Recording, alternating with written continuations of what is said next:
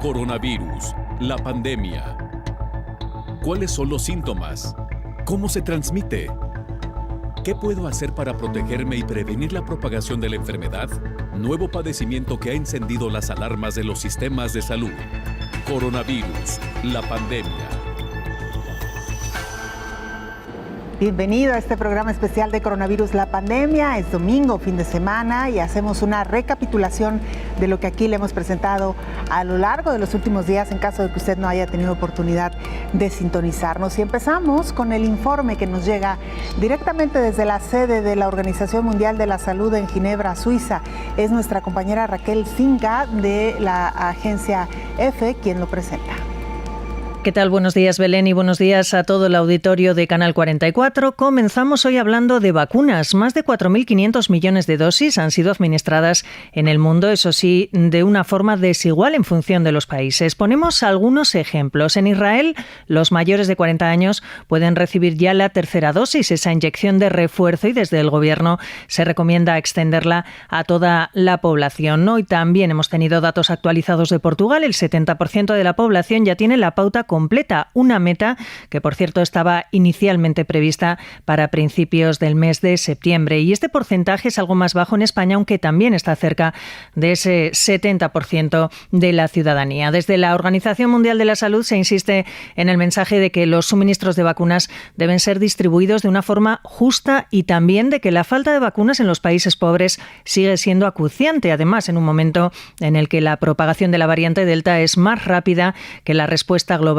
a la pandemia. Hoy se ha referido a este asunto, a las vacunas, la Federación Internacional de la Cruz Roja y la Media Luna Roja. Lamentan que la búsqueda de ganancias a través de la venta de esas vacunas está primando sobre la solidaridad y la necesidad de que una parte sustancial de la población de todos los países sea inmunizada para que todos podamos salir de esta situación. Así lo han indicado además tras conocerse que la farmacéutica estadounidense Johnson & Johnson ha exportado a Europa vacunas que ha producido en Sudáfrica. Recordamos, además, en este punto que el continente africano es el que menos ha vacunado a nivel mundial, con solo el 2% de su población inmunizada contra la COVID-19. Ante estos datos, el director general de la OMS, Tedros Adhanom Ghebreyesus, ha mostrado su indignación y ha dicho que la injusticia en la distribución de las vacunas contra la COVID es una vergüenza para la humanidad, así lo ha dicho textualmente.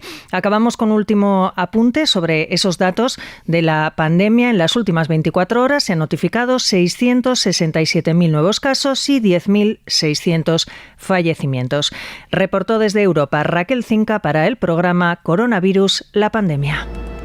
Tomar la pandemia de COVID-19 tardará un tiempo, dependerá del control que se tenga de la enfermedad y de las medidas sanitarias que tome la población. El último día de 2019 y el 11 de marzo de 2020 marcaron un precedente en la vida de millones de personas. La COVID-19 surgió y fue declarada pandemia ante la magnitud de riesgo de contagio. 20 meses después, aunque han desarrollado y aplicado más de una decena de vacunas para lograr contener la pandemia, no se ha podido controlar. Por lo contrario, han surgido cientos de mutaciones que han puesto de nuevo de cabeza a los científicos. Ellos se encuentran entre la espalda y la pared, ante un virus que se dispara para atacar en cualquier momento y ante la exigencia política de normalizar ya la vida con la apertura de todas las actividades. Sin embargo, los indicadores en que se basa la ciencia para proyectar la pandemia reflejan un panorama incierto y sin fin.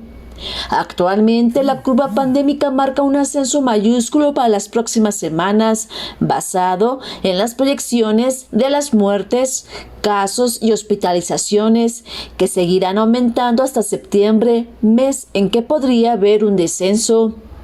Las bases estadísticas para proyectar la emergencia internacional priorizan las muertes diarias. Este es un indicador de la progresión de la pandemia, aunque hay un retraso de 17 a 21 días entre la infección y la muerte. Le siguen las infecciones estimadas, esto es, la cantidad de personas que están infectadas con COVID-19 cada día, incluidas las que no se han probado.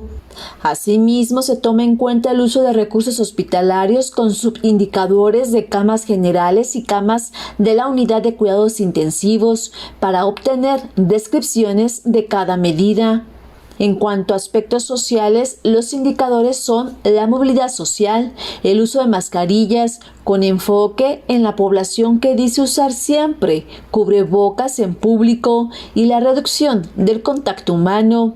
La COVID-19 podría dejar de ser pandemia cuando los indicadores sean bajos. Aún así, dependerá de la circulación del virus SARS-CoV-2 en cada nación. Algunos criterios que se establecen para analizar el final de esta emergencia, principalmente que no haya circulación del virus. Sin embargo, los datos muestran todo lo contrario. A pesar de que más de una decena de vacunas que previenen la enfermedad COVID-19 y que actualmente se han aplicado más de 4.7 millones de dosis y que los países comenzaron a ampliar el grupo de edad, no se ha logrado la meta de inmunizar al 80% de la población global. La meta de erradicar la COVID-19 será posible cuando la enfermedad esté bajo control, esto es, que el número de infecciones, hospitalizaciones y muertes sean menores o que por un determinado tiempo no se presenten datos. La Organización Mundial de la Salud señala que el coronavirus será un problema de salud endémico como la influenza con picos estacionales, pero domar la pandemia COVID-19 tardará. Expertos señalan que todo dependerá de la cultura de la prevención sanitaria personal, el uso de mascarillas, el distanciamiento social y la aplicación de la vacuna anti-COVID-19. Informó Isaura López Villalobos. La variante Delta, sin duda alguna, se ha convertido en uno de los principales factores para que esta pandemia tarde en ceder, de acuerdo a lo que nos explica el infectólogo Héctor Raúl Pérez Gómez. Tienen comportamientos de recrudecimiento, oleadas epidémicas que las hemos venido observando con COVID-19, pero que las vimos en su momento también con influenza en el año 2009 y que si revisamos la curva de la pandemia del año 1918, la gran pandemia de influenza, vamos a observar algo parecido a lo que estamos viendo en este momento. Picos de incidencia de la pandemia que van generándose a lo largo del tiempo, pero que en un momento empiezan a ser picos con incidencias menos altas. Es cierto que en este momento estamos en un momento álgido de la pandemia de COVID-19, porque el pico de incidencia que estamos teniendo en este momento ya es muy similar al que se vivió a finales del año 2020 e inicios del 2021. Lo que ocurrió, bueno, para hablar del primer pico de la pandemia, que realmente no fue un pico, sino un incremento en la incidencia que se comportó como una meseta, pero una meseta de alto nivel de incidencia, y luego viene una reducción por el mes de septiembre, octubre, y en noviembre del 2020 empieza a incrementarse de nueva cuenta la curva para llegar a sus niveles más álgidos, esa segunda ola, en el 20-23 de enero del 2021. Y ahí sí, esa incidencia alta fue un pico, no una meseta como la anterior, sino un pico con aproximadamente 8 días críticos para luego empezar a descender de nueva cuenta hasta mayo, en donde vuelve a incrementarse el número de casos diarios y hasta llegar a lo que tenemos el día de hoy. Un comportamiento muy similar en cuanto al número de casos nuevos a nivel mundial similar al de enero del 2021. ¿Y cuántos son esos nuevos casos a nivel mundial? Son entre 500,000 y 700,000 nuevos casos diarios, Belén, con sus variaciones en los diferentes países y regiones. Pero muchos países están teniendo comportamiento que es reflejo de lo que se está viendo a nivel mundial. ¿Qué se piensa que detonó esta tercera ola? Se piensa que lo detonó la variante Delta.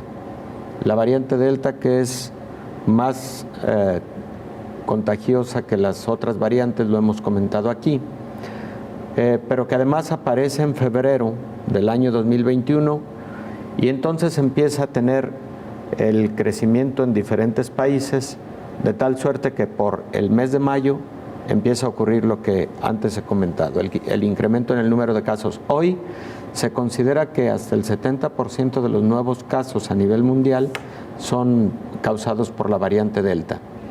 Entonces, Belén, a la pregunta de si con esta intensidad pandémica podemos advertir, prever algún momento en el que pudiera la pandemia tener control, pudiera empezar a descender a niveles de tal control que nos permita advertir alguna posibilidad del fin de la pandemia en el futuro, existirían algunos datos interesantes que, si te parece bien, podemos comentar enseguida, porque hipotéticamente, claro que se puede dar control y claro que cada día que pasa es probable que vayamos a tener un comportamiento más controlado de la pandemia, sobre todo por el número de personas que cada vez van teniendo inmunidad, ya sea natural o por vacunación. Una buena noticia nos llegaba esta semana. En México se autorizó el uso de emergencia de la vacuna Moderna. Luego de una reunión de funcionarios de la Comisión Federal para la Protección contra Riesgos Sanitarios, se autorizó la utilización de la vacuna de Moderna, desarrollada en Estados Unidos, para su uso de emergencia contra la COVID-19 en México. El uso del fármaco será para mayores de 18 años. La decisión del Comité de Moléculas Nuevas y del Subcomité de Evaluación de Productos Biotecnológicos representa el primer paso en el proceso de aprobación necesario para cumplir con todos los requisitos de calidad, seguridad y eficacia necesarias para asegurar que se trata de un producto confiable. Sin embargo, todavía falta que las autoridades sanitarias aprueben la utilización de la vacuna para que comience a distribuirse entre la población, según explicó en un comunicado el propio organismo regulador. El secretario de Relaciones Exteriores mexicano, Marcelo Ebrard, aseguró en su cuenta de Twitter que el anuncio es una buena noticia y que el aval de la autoridad sanitaria abre la puerta a que el gobierno comience las negociaciones para traer la vacuna de Moderna al país. El pasado 10 de agosto, Estados Unidos anunció que donará a México 8.5 millones de vacunas, de las que 3.5 millones serán de Moderna. El fármaco utiliza tecnología de ARN mensajero, igual que el biológico de Pfizer, y se aplica en 2 dosis. La semana pasada, la FDA estadounidense dio a conocer que el país autorizaba la tercera dosis de esta vacuna para personas inmunodeprimidas o que hayan recibido un trasplante de órganos y abrió el debate sobre si es moral iniciar con terceras dosis cuando hay países de bajos recursos que no han aplicado ni la primera dosis a su personal de salud. Francia y Alemania han seguido los mismos pasos que Estados Unidos en este tema y también vacunarán por tercera vez a la población más vulnerable, informó Rocío López Fonseca. Hacemos una pausa muy breve, regresamos con más.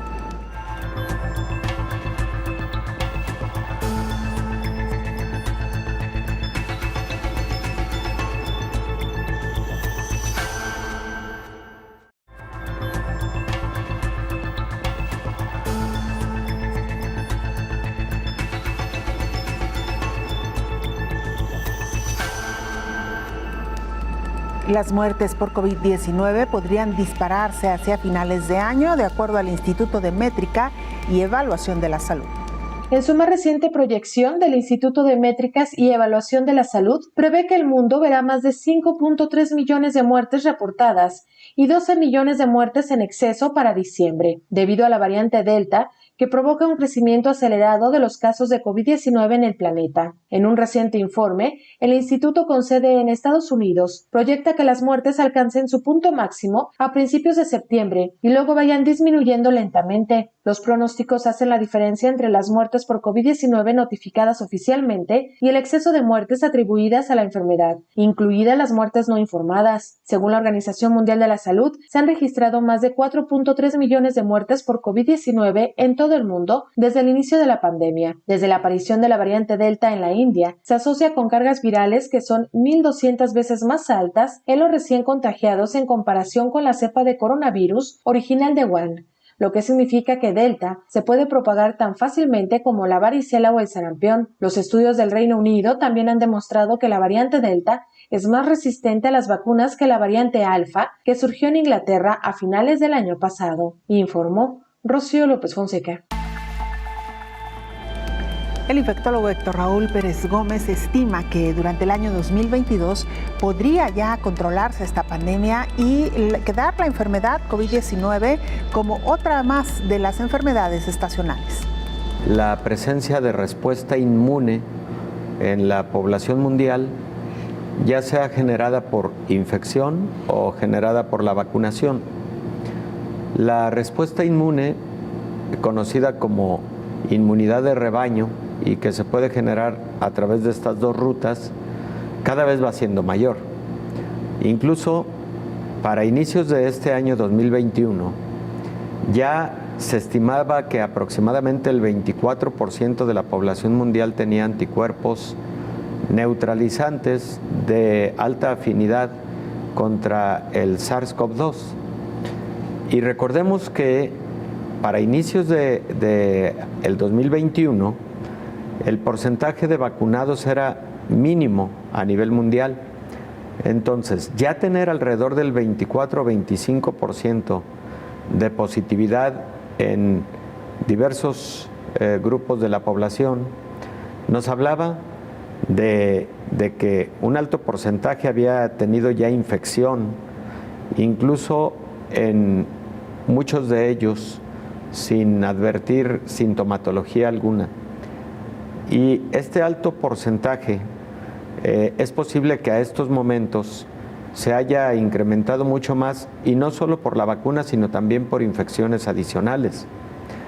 Por ejemplo, hay algunos estudios de seroprevalencia en este momento en poblaciones juveniles que nos hablan de hasta 40% de positividad con anticuerpos anti-SARS-CoV-2. ¿Qué es lo que va a pasar en los meses futuros? Lo que va a pasar en los meses futuros es que la suma de los dos factores, vacunas e infecciones, ya sea sintomáticas o asintomáticas, va a llevar a un alto porcentaje de inmunidad que para algunos teóricos y para algunos investigadores que hacen proyección en cuanto a métricas, se sugiere que hasta el 80% de la población mundial a finales del año 2021 podríamos tener ya anticuerpos por una u otra ruta. Si estos anticuerpos son anticuerpos de duración prolongada y las células de la respuesta inmune son de duración prolongada, podríamos entonces en el 2022 estar teniendo ya una pandemia muy controlada, y de hecho podría ya no ser una pandemia sino una endemia. Una endemia es aquella enfermedad que persiste en una población pero ya en niveles más bajos, como una enfermedad estacional, como una enfermedad que puede presentar incrementos estacionales, incrementos menores, y que pudiera entonces ser parecido a alguna otra enfermedad respiratoria, posiblemente cada vez con menos casos graves, posiblemente con menos transmisión de la enfermedad, pero particularmente el responder muchas preguntas en este momento es lo que daría un escenario futuro de esta naturaleza. ¿Cuál sería una de las primeras preguntas a responder, la duración de la inmunidad. Si esta duración es corta, entonces obligadamente tenemos que estar en un escenario de vacunaciones frecuentes, anuales, bianuales, no lo sabemos todavía. Ya algunos reportes preliminares sugieren que la presencia de anticuerpos puede reducir alrededor del 8º, 10º mes, lo cual implica la necesidad de un refuerzo vacunal, como es el caso de lo ya reportado por Pfizer, por CanSino, etcétera. Y si eso es algo que ocurre de manera periódica, entonces la vacunación podría tener que ser cada año, y ante una enfermedad que ha mostrado tal nivel de gravedad, sí o sí tendríamos que ir a un esquema de vacunación universal, pero con estrategias verdaderamente sólidas y particularmente con desarrollo de vacunas suficientes para la aplicación en todo el mundo. Las personas que tuvieron un episodio de COVID pueden volver a tener COVID. Esas personas, incluso habiendo desarrollado inmunidad, pueden volver a tener COVID. Algunos estudios empiezan a mostrar resultados alentadores en ese sentido, de que el segundo episodio de COVID es habitualmente menos grave que el primero. Al principio, cuando empezamos a ver los casos de reinfección, Belén, y posiblemente lo recordarás en esta misma mesa, comentábamos que los primeros resultados arrojaban 50 y 50 de porcentaje de enfermedad leve y de enfermedad grave en reinfección por COVID. Pero ahora la balanza se inclina a enfermedad leve moderada, en donde posiblemente la inmunidad natural está jugando un rol importante, similar a lo que puede estar ocurriendo con la vacuna.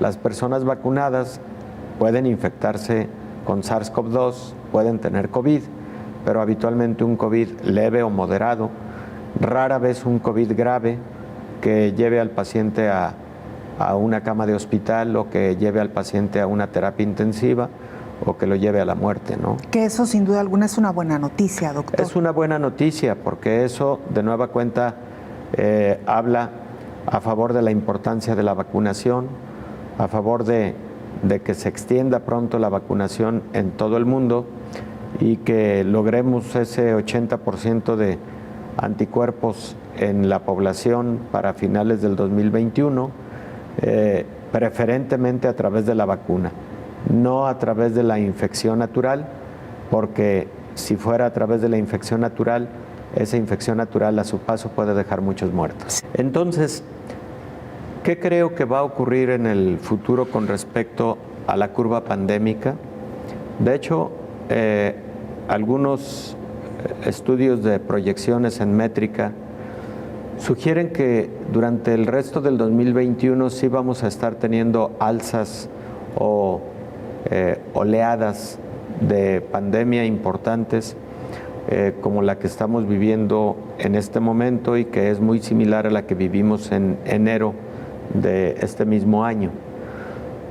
Pero una vez aparecida la inmunidad en altos porcentajes de la población, probablemente esas oleadas vayan a ser de menor intensidad cada vez, de menor intensidad, hasta que se convierta en una enfermedad estacional, como antes comenté, algo parecido a lo que ocurrió con la influenza del año de 1918.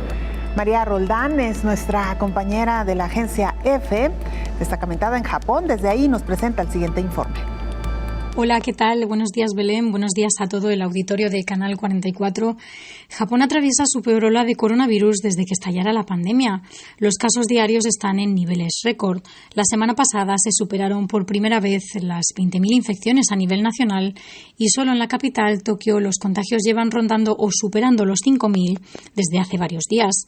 Aunque las cifras de Japón contrastan con los elevados números de otros territorios, el rápido ritmo de aumento ha generado preocupación porque está llevando al límite al sistema sanitario. Prácticamente todas las camas destinadas a pacientes de COVID están llenas, lo que ha llevado a negar en principio la hospitalización para aquellos que no requieran asistencia respiratoria urgente.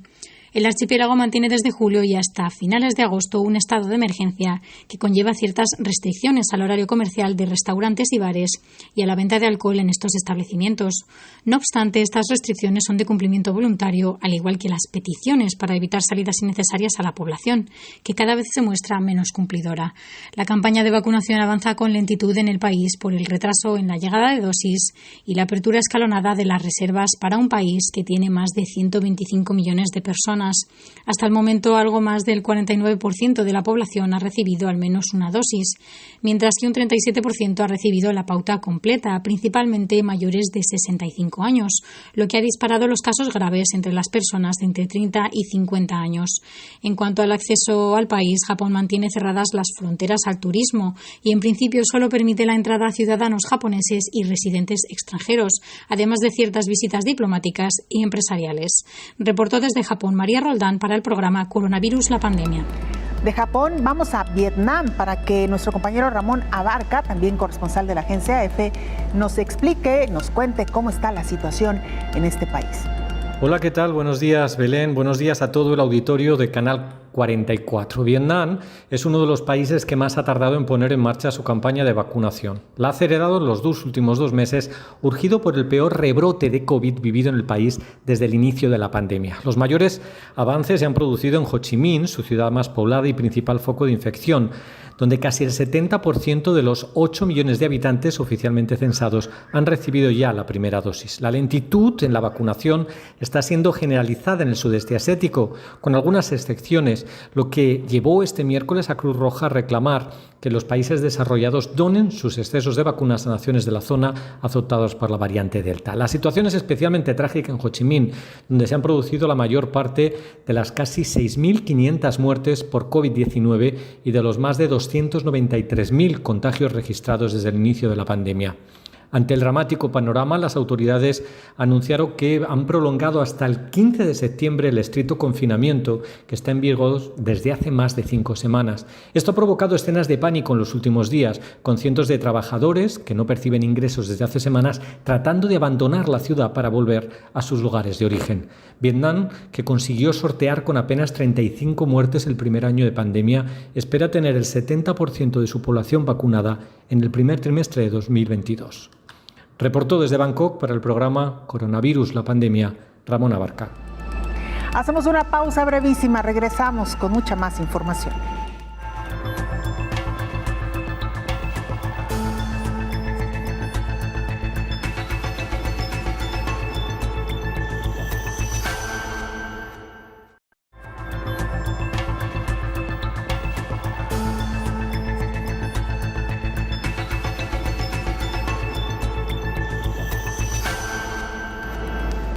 Las variantes con más contagios en el mundo hoy por hoy, sin duda alguna, es la variante Delta. Sin embargo, preocupa ya la presencia de Lambda. La pandemia COVID-19 ha tomado fuerza. Las variantes del virus SARS-CoV-2 se propagan de manera acelerada por todo el mundo, dejando graves problemas a la salud humana y ampliando la línea de muerte. Detenerlas es difícil por la movilidad social. Para identificar el grado de riesgo de cada variante, los organismos internacionales las clasificó de interés, de preocupación y de consecuencias graves. En esta última clasificación aún no se llega, pero es una advertencia de que las medidas de prevención y médicas paliativas son menos efectivas. Las variantes de preocupación son alfa, beta, gamma y delta. Se han extendido rápidamente en el planeta, lo que ha ocasionado un alza grave de personas afectadas. Son de mayor transmisibilidad, en particular delta, la cual ha duplicado su contagiosidad que el virus original. La prevalencia es de 80% en diferentes regiones del mundo. Estas variantes tienen en común denominador de que ocasionan la enfermedad conocida como COVID-19 más grave y con mayor riesgo de fallecer. Respecto a las vacunas, se indica que aunque la persona tenga las dosis completas, corre el riesgo de infección, pero previene consecuencias graves, hospitalización y muerte.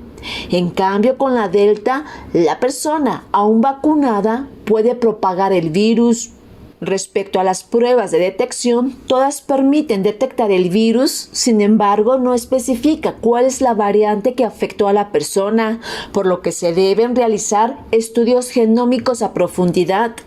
Además de que los tratamientos para las variantes en el caso de alfa todos son efectivos, sin embargo para beta, gamma y delta los de anticuerpo monoclonales son menos seguros. La variante delta actualmente domina el mundo, causa síntomas similares a los de la gripe, dolor de cabeza, sequedad en la garganta, secreción nasal y fiebre, neumonía, tos, estrés respiratorio y dolor de espalda.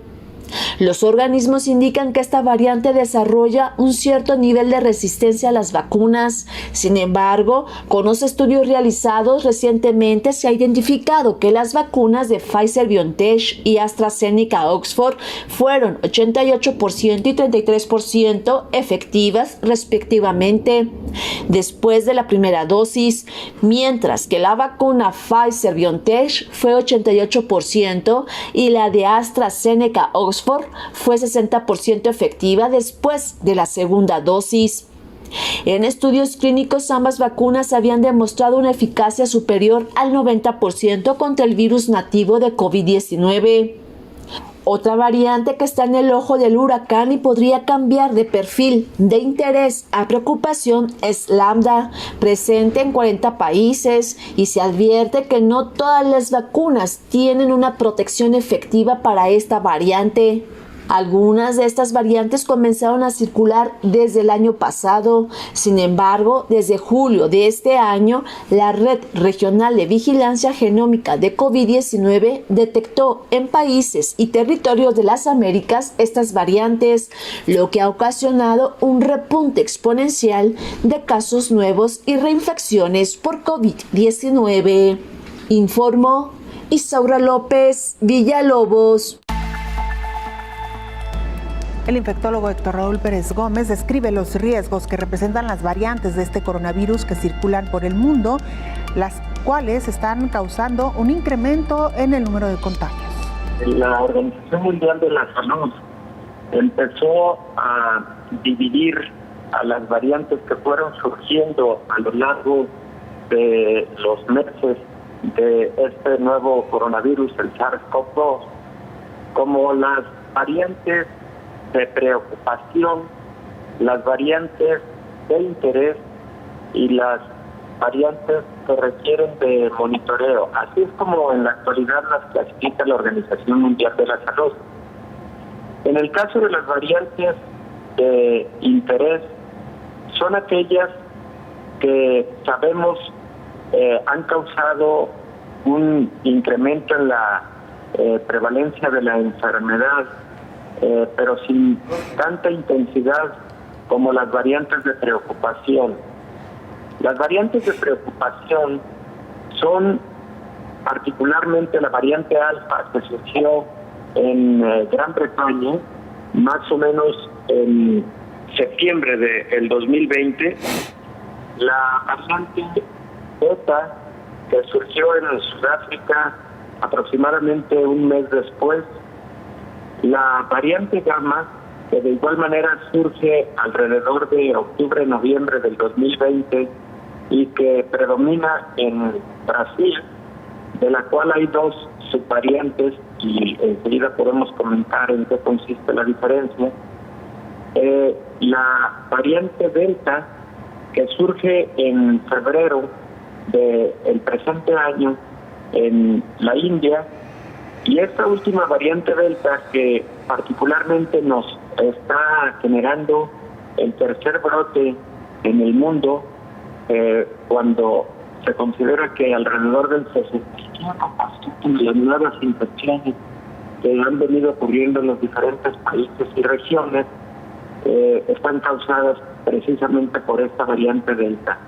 Estas que acabo de describir, alfa, beta, gamma y delta, son las conocidas como variantes de preocupación por parte de la Organización Mundial de la Salud.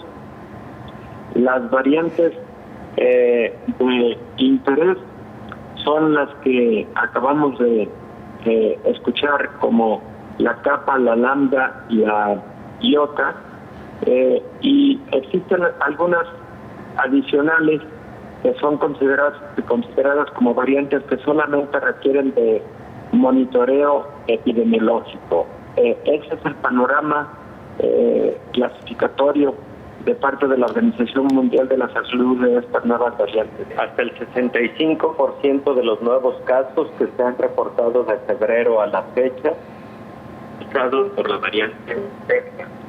En la India, durante el periodo más crítico de la pandemia, esta variante llegó a causar hasta el 80% de los casos que presentaron en aquel país durante los meses aproximadamente de febrero a junio, y en la actualidad, aunque ha disminuido el número de contagios en la India, sigue siendo intensa la pandemia en aquel país, y además está siendo predominantemente causado por esta variante.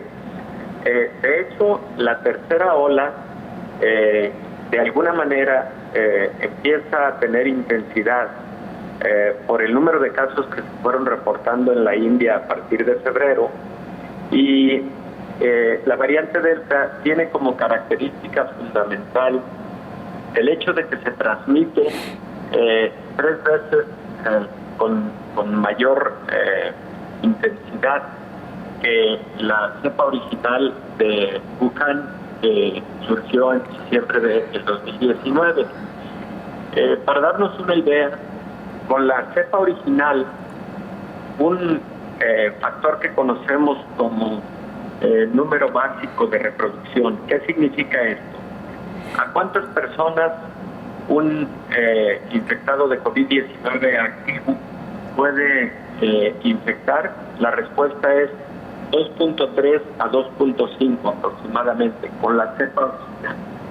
Pero con esta variante Delta, un caso de COVID, una persona infectada con COVID, puede transmitir la enfermedad hasta a 7 personas. Entonces, esta mayor contagiosidad de la variante Delta es la que posiblemente, junto con otros factores, ha contribuido a la intensidad que estamos teniendo en este momento que vive el mundo, la tercera ola de COVID-19. Y digo junto con otros factores porque hay que considerar también el hecho de que todavía la mitad de la población mundial no ha recibido ni una sola dosis de las vacunas, y por otro lado hay que tener en consideración que, por ejemplo, países en donde el porcentaje de vacunación es menor son los que han tenido mayor embate durante esta tercera ola pandémica. Entonces creo que también la ausencia de vacunación en un sector de la población mundial ha contribuido a la aparición de esta tercera ola, pero indudablemente la variante Delta juega un papel fundamental.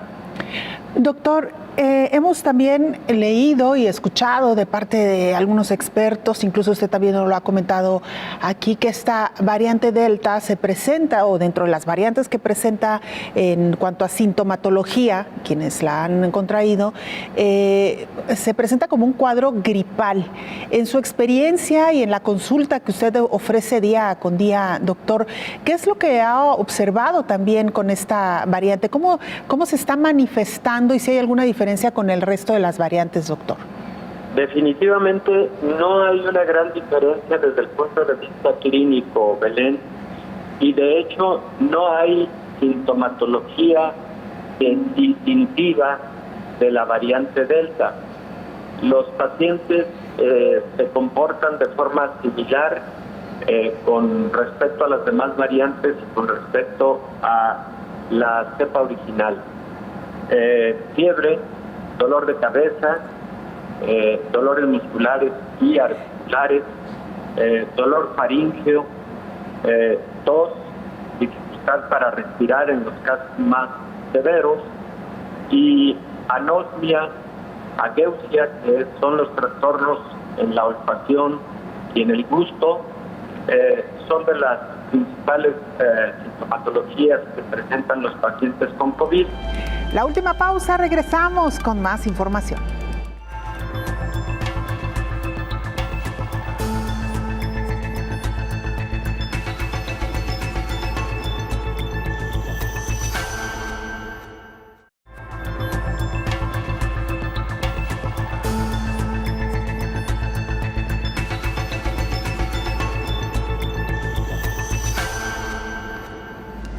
El cierre de las escuelas debido a esta pandemia de COVID-19 ha afectado a cerca de 1.600 millones de alumnos en el mundo.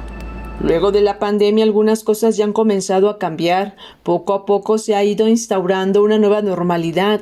Pero, ¿en qué consiste? Desde usar el gel antibacterial, traerlo como aditamento en la bolsa y al entrar y salir a cualquier establecimiento, además del uso generalizado del cubrebocas, hasta la manera de comprar. Las conductas y los hábitos socioculturales inciden directamente en la propagación y en el control del brote epidémico.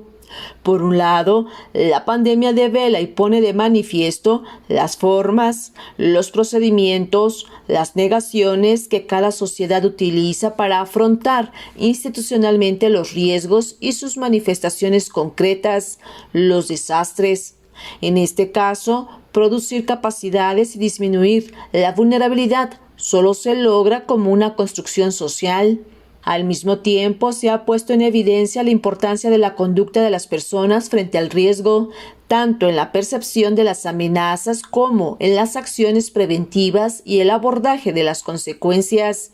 En ese sentido, enfrentar los retos en materia educativa resulta un aspecto crítico en el ámbito psicológico, donde se producen impactos en el proceso de aprendizaje de los estudiantes, así como para los docentes, por lo que implica mantener la calidad del proceso enseñanza-aprendizaje en la presente coyuntura, al igual que en el ámbito social, por las consecuencias que tendrá en el ámbito y corto plazo este cambio en los procesos educativos.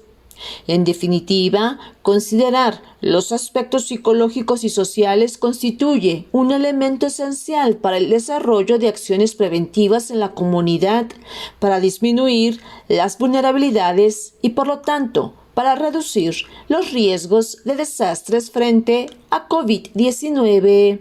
Informó Isaura López Villalobos. Esta semana el infectólogo Héctor Raúl Pérez Gómez hizo algunas recomendaciones de cara a este eventual regreso presencial a las aulas. Preparar el regreso a clases, pero dentro de esa preparación del regreso presencial, preparar en los hospitales un mayor número de camas pediátricas.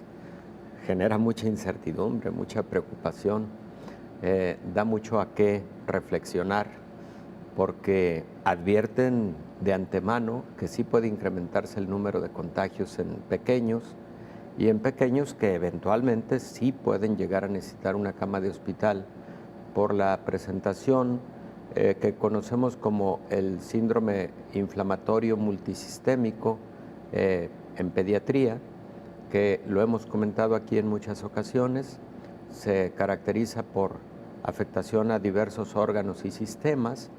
En una de sus modalidades tiene parecido a una enfermedad conocida como la enfermedad o el síndrome de Kawasaki, que puede generar mucha inflamación en los vasos sanguíneos, incluyendo los vasos sanguíneos del corazón, las arterias coronarias, y que con esta gravedad, bueno, si no se actúa de manera oportuna, el paciente puede tener incluso una evolución hacia la muerte, ¿no?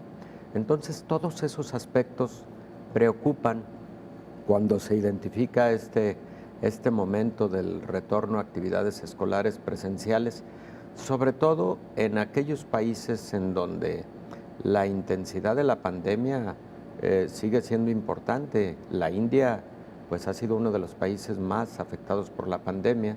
Está en segundo lugar después de los Estados Unidos, pero recordemos que la India sufrió una letalidad muy alta porque definitivamente se vieron rebasados sus sistemas de salud, se vieron rebasados los hospitales para poder atender a pacientes graves, tuvieron una crisis de oxígeno impresionante en donde pacientes que podrían haber sido atendidos en casa no lograron esa atención óptima por falta de oxígeno suplementario, en fin, todos esos escenarios que incluso vimos en medios de comunicación que nos impactaron mucho y que con las estadísticas que tenemos a la vista nos llevan sin lugar a duda a reconocer que la India ha sido uno de los países más afectados por la pandemia. Es difícil saber el porcentaje de pacientes con COVID que corresponden a la edad pediátrica. ¿Por qué motivo? Porque en el caso de los niños, la enfermedad se presenta habitualmente leve y frecuentemente asintomática, pero cuando digo enfermedad leve, en los niños frecuentemente la enfermedad es como un catarro y es muy común que a esos niños no se les realizan pruebas de detección de COVID-19 por diversos motivos. En ocasiones los pediatras los consideran como un cuadro de infección respiratoria leve de las vías respiratorias superiores. Los mismos padres asumen que es un cuadro gripal, banal, cuando realmente podría ser un cuadro de COVID-19 y no se realiza la prueba de detección. La prueba de detección no duele, pero es un poco molesta, y quienes nos hemos realizado una prueba de esta naturaleza en exudado nasal o en exudado nasofaríngeo, pues sabemos que la introducción del hisopo para tomar la muestra es un poco molesto, ¿no? Entonces, a veces no se toma esa decisión con respecto a ese pequeño. Frecuentemente los pediatras le piden a los padres que estén muy alertas a la evolución que está teniendo el pequeño y que si la evolución está siendo hacia la mejoría, bueno, se permita esa evolución, digamos, de la historia natural de la enfermedad leve. Entonces, Belén, con mucha frecuencia las cifras son cifras muy subestimadas en la población pediátrica, de tal suerte que solo algunos estudios han sugerido que de cada 100 pacientes con COVID-19, aproximadamente el 10% corresponde a las edades pediátricas. Y también algunos estudios han sugerido que de cada 1000 niños que se infectan por el virus SARS-CoV-2, 1 a 2 podrían llegar a necesitar hospitalización por gravedad e incluso atención en unidades de cuidados intensivos. Entonces, que si la población pediátrica se infecta menos con el virus SARS-CoV-2, parece que así es, la mayor parte de publicaciones al respecto así lo sugieren, por varios motivos.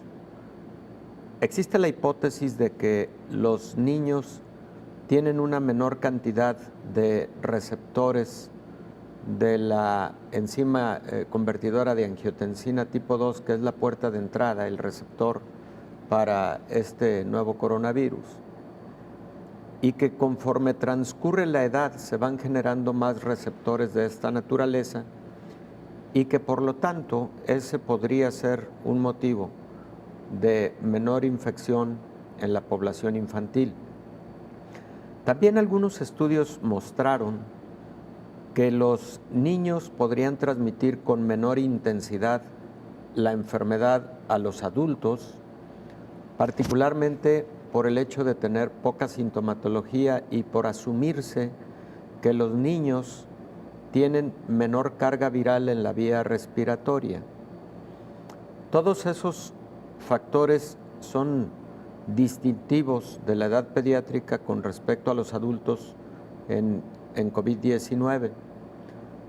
Y por otro lado, se asume que en el caso de los niños, todavía los niños más pequeños, posiblemente la respuesta inmune adquirida desde el nacimiento a partir de la madre podría brindar algún nivel de protección contra COVID-19 como ocurre con muchas otras enfermedades infecciosas. Los anticuerpos maternos no específicos, incluso que la madre envía al pequeño a través de la placenta y también a través de la lactancia materna, pueden generar algún nivel de inmunidad en los niños, por lo menos durante el primer año de vida. Entonces, todos esos factores parecen contribuir a que en los niños COVID-19 ha sido menos impactante que en la población adulta. Sin embargo, también es cierto que en el niño que entra a gravedad por COVID-19, la evolución puede llegar hasta la letalidad, hasta la fatalidad. Y esto porque el niño que termina en hospitalización es un niño que sí presenta este síndrome de respuesta inflamatoria multisistémica o síndrome inflamatorio multisistémico, que puede llevar a graves consecuencias por inflamación de vasos sanguíneos de forma generalizada. Y bueno, definitivamente sí existen fatalidades en la población pediátrica y sobre todo en la población de niños más pequeños. Hasta aquí llegamos con este programa especial de fin de semana. Gracias por habernos acompañado. Le invitamos para que nos sintonice en nuestra siguiente emisión de Coronavirus, la pandemia. Hasta entonces.